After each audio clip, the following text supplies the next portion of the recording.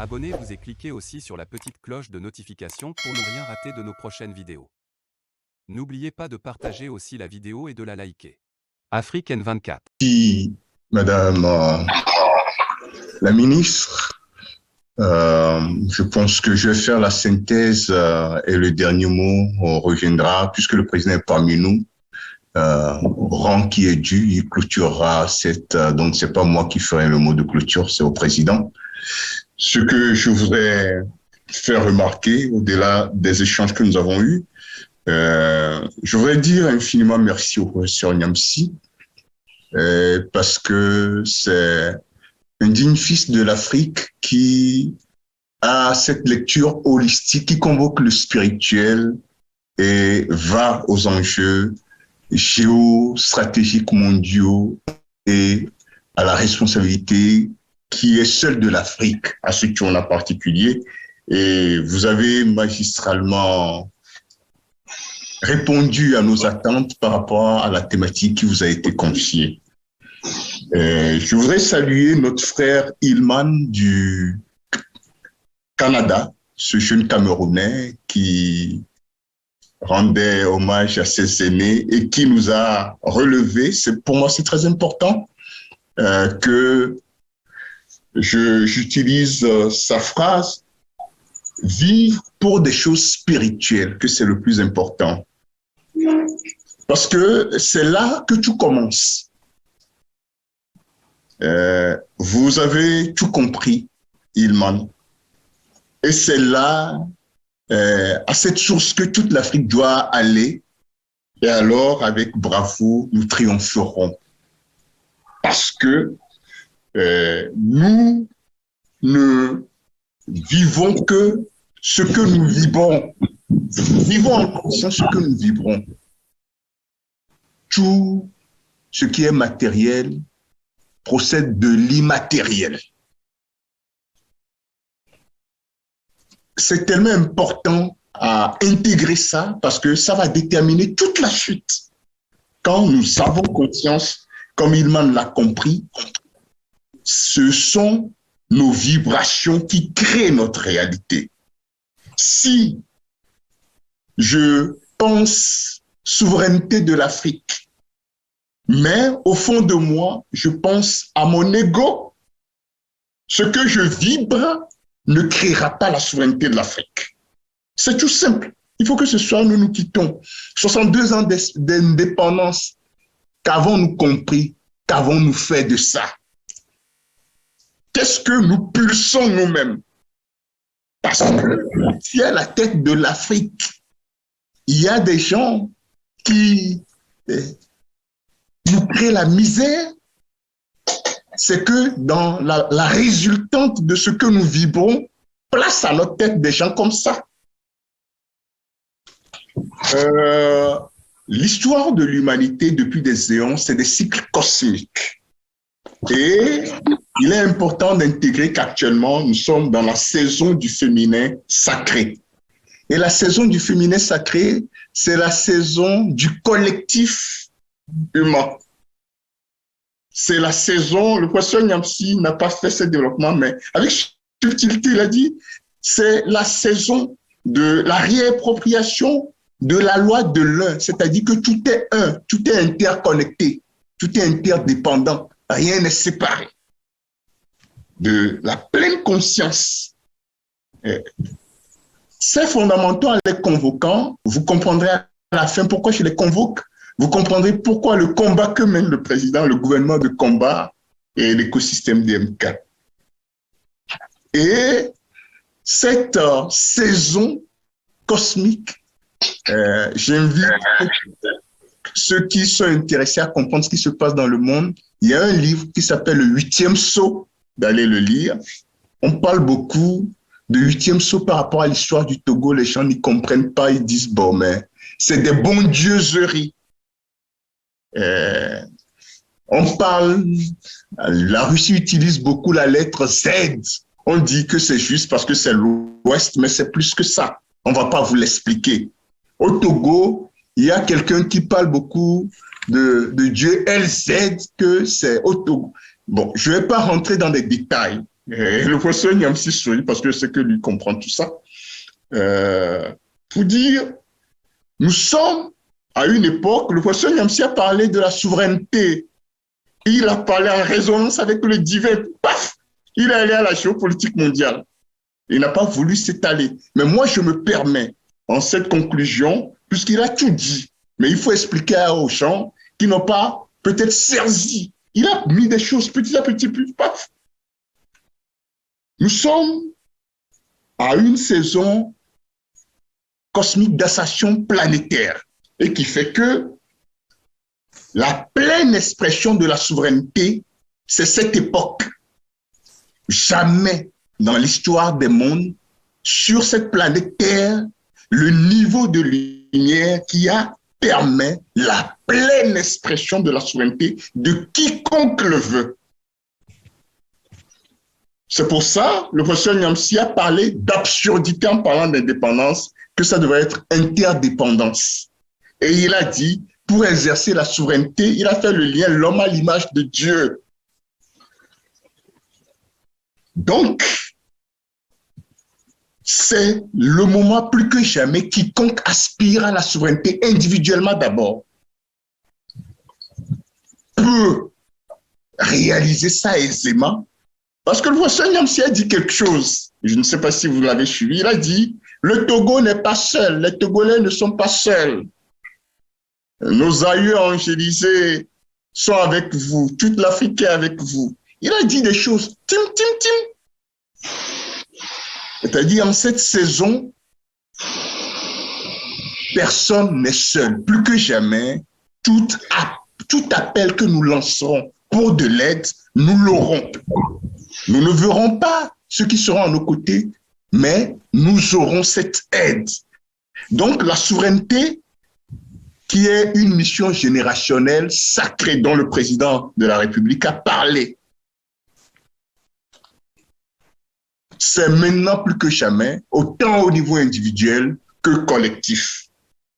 Mais beaucoup d'éléments plaident pour que nous, en tant qu'Africains, nous comprenions qu'il est temps pour nous d'affirmer et d'assumer notre souveraineté sans avoir peur. Mais cette souveraineté ne peut avoir une grande résonance que dans l'interdépendance, comme l'a dit le professeur Niamsi. Et c'est pour ça l'intérêt de la mobilisation citoyenne large dont il parlait. Parce que si nous voulons réussir la mission qui est notre, la mission générationnelle qui est notre, comme Tino Adelincourt l'a dit dans son intervention par rapport à Frantz Fanon, que chaque génération a sa mission, c'est dans le jeu de la mutualisation des énergies à travers une large mobilisation citoyenne. Je voudrais faire remarquer que nous sommes à une époque, il a parlé du monde multipolaire. Mais ce monde multipolaire, il faut dire qu'il y a un monde unipolaire dont il a parlé. Et c'est ce monde unipolaire qui nous a donné un semblant d'indépendance. Et ce monde unipolaire, il y a 2 générations, un peu plus de 2 générations, nous a fait croire qu'il nous laissait aller vers notre destin. 2 générations plus tard, les cycles cosmiques aidant, tout évolue. Le monde ne peut plus être unipolaire. Mais ce monde unipolaire a 3 piliers dont il faut comprendre, pour comprendre comment nouer les alliances. Parce que le professeur Niamsi parlait dans son intervention inaugurale de cette soirée de comment faire la conjonction entre la large mobilisation citoyenne et le monde multipolaire. Il faut savoir, on va pas, c'est la synthèse, donc on va pas aller dans des détails, que ce monde multipolaire a 3 piliers visibles. Ces 3 piliers visibles, c'est 3 villes d'importance majeure.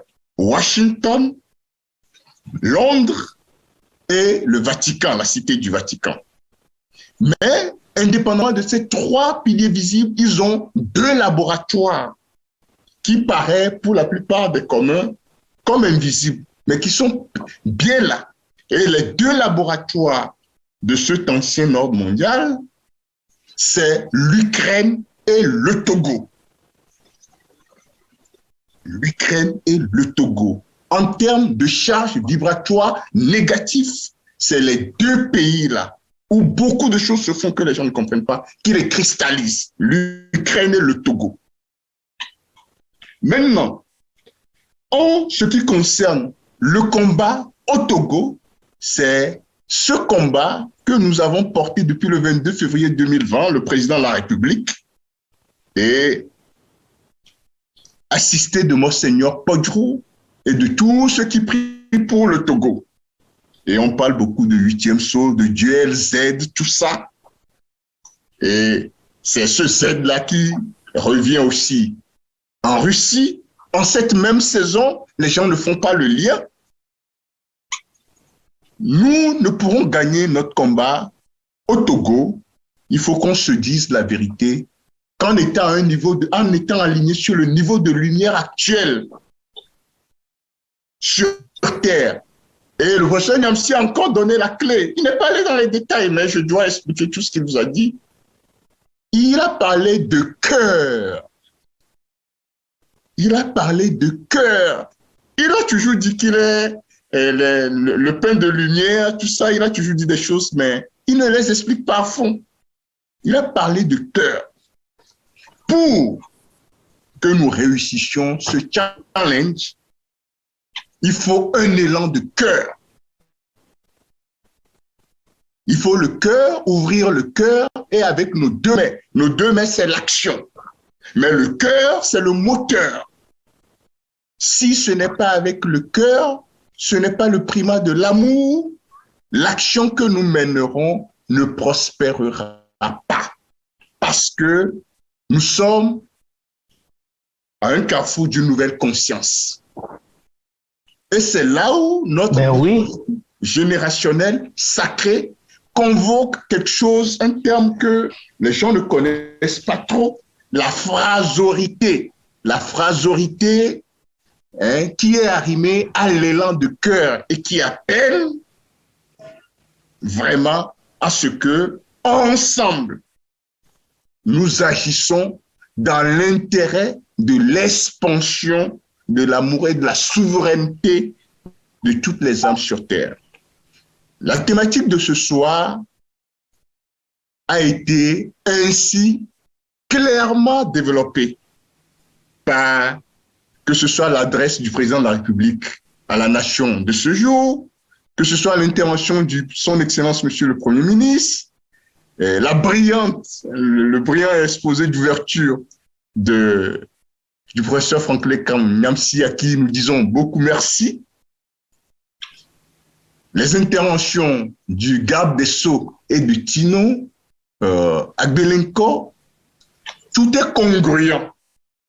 Et ce soir, nous devons nous quitter avec cette conviction que demain naîtra de notre cœur. Demain, peuple togolais, demain naîtra de notre cœur et de nos 2 mains.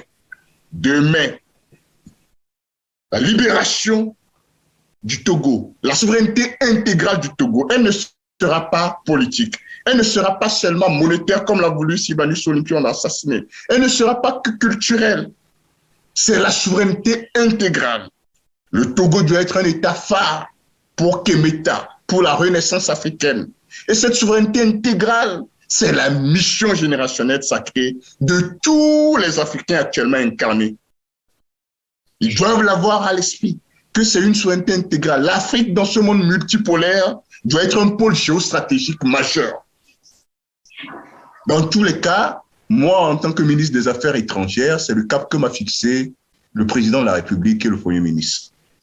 Que notre combat doit nous amener à faire du Togo un pôle géostratégique majeur. Et le Togo ne peut pas être un pôle géostratégique majeur si toute l'Afrique n'en bénéficie pas. Nous ne serons plus ceux qui vont courir derrière d'autres puissances, mais nous serons des partenaires. Aujourd'hui, nous devons savoir que ce n'est plus à nous d'aller courir derrière des théories des autres. Nous pouvons aujourd'hui penser à théoriser les relations internationales du point de vue africain, l'économie du point de vue africain. L'Afrique est pleine de richesses, l'or, tout ce que nous voulons, nous avons en Afrique. Donc, c'est aux intellectuels africains aujourd'hui de théoriser. Nous avons beaucoup de travail, je ne vais pas trop traîner. Je pense que ma synthèse reprend tout ce que les uns et les autres ont dit. Merci à son Excellence, Monsieur le Président de la République, à son Excellence, Monsieur le Premier ministre, aux membres du gouvernement, aux responsables de la coordination internationale, de la coordination nationale de la dynamique, Monseigneur Podro, aux ambassadeurs, à tous les patriotes assemblés ici ce soir.